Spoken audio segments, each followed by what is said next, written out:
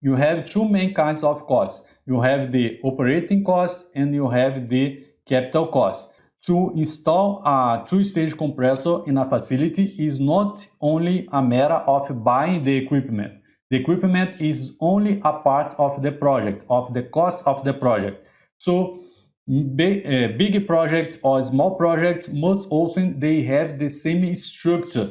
The values will differentiate between them. If you are talking about $20,000 million project, the distribution of the costs will be different than talking about $100,000 project, but the steps or the kind of costs associated with that will be mainly the same. So here I get a reference from the book Estimativas de Custo de Investimento para Empreendimentos Industriais. Is a Brazilian book, so I don't have a reference in English to give it to you. But what is important from this table here is that we have an expected distribution depending on the kind of project that we are talking to.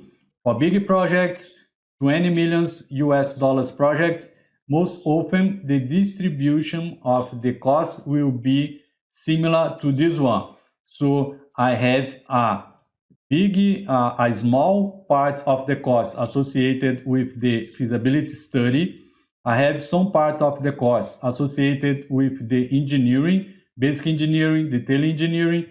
I will have a major part of the cost associated with the project for the equipment, purchase of the equipment, and I have the bigger part of the cost of the project associated with the construction. Here I included the material needed for the construction, and after that phase, or after that kind of cost, your cost associated with commissioning startup decreases. It's lower than cost with equipment and construction.